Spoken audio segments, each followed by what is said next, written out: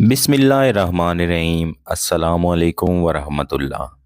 दुआ है कि अल्लाह आपको तमाम दुखों, तकलीफ़ों और परेशानियों से महफूज फरमाए और आपकी तमाम जायज़ मुरादें अल्लाह पूरी फरमाए। तावीज़ात मोहब्बत यूट्यूब चैनल पर जिस वजीफ़ा के बारे में आज आपको बताने जा रहा हूँ, ये मोहब्बत का शदीद तरीन वजीफ़ा है। यानी कि इसकी शिद्दत के सामने आज तक कोई भी अपने आप को ज़्यादा देर नहीं रोक पाया। इस अमल को आपने सिर्फ 3 मरतबा ही करना है। अगर आप 3 मरतबा से ज़्यादा करेंगे तो ये ख़तरा होता है कि आपका महबूब आपकी मोहब्बत में जुनूनी ना हो जाए। जुनूनी से मुराद ये होता है कि वो आपकी मोहब्बत में दीवाना वार हो जाएगा और जब तक आपसे मुलाकात ना कर लेगा या राब्ता ना कर लेगा तो उसको सुकून नसीब नहीं होगा।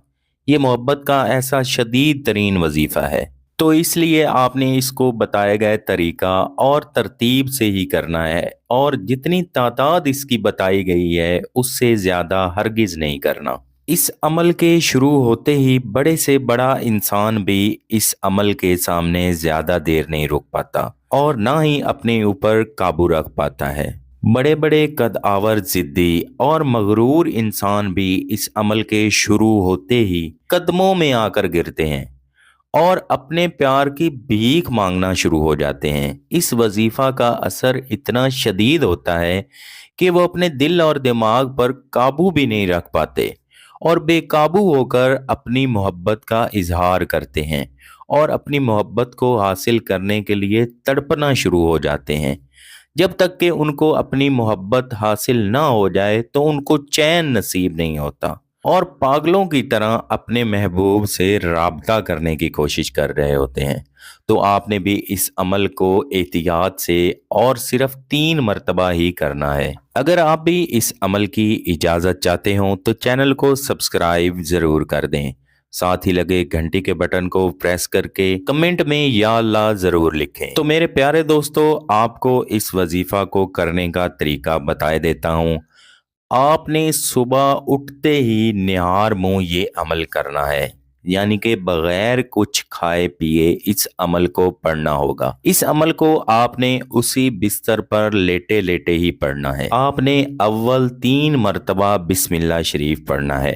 इसके बाद आपने 11 मरतबा ला इलाहा इल्ला अंता सुबहाना का इन्नी कुन्तु मिनल ज़ालिमीन इस आयत करीमा को पढ़ लेना है। जब ये 3 मरतबा बिस्मिल्लाह शरीफ और 11 मरतबा आयत करीमा का अमल मुकम्मल हो जाए तो उसके बाद आपने 41 मरतबा या वदूदो पढ़ना है। जब ये पूरा अमल मुकम्मल हो जाए और आप इन कलामात को बताए गए तरीका और तरतीब से पढ़ लें तो आपने तसव्वुर में ही एक फूंक अपने महबूब के दिल पर लगा देनी है। लेकिन ये याद रखना होगा कि जब आप उसके दिल पर फूंक लगा रहे हों या जब आप इस अमल को शुरू करें और पढ़ रहे हों तो आपके दिल में तसव्वुर अपने महबूब का हो और अपनी मोहब्बत को पा लेने का जायज़ मकसद भी आपके जहन में हो। तो इस नियत और मकसद से किया गया अमल इंशाअल्लाह कामयाब ज़रूर होगा और अल्लाह आपको इस मुश्किल से ज़रूर निजात दिलाएंगे। तो बस आपने इस अमल को करने के बाद अपने बिस्तर से उठ जाना है और उठते ही सबसे पहले आपने कोई भी मीठी चीज़ अपने मुंह में डाल लेनी है। उसके बाद बाकी दिन के मामलात आप करते रहेंगे। इस अमल को आपने 3 दिन तक मुसलसल जारी रखना है।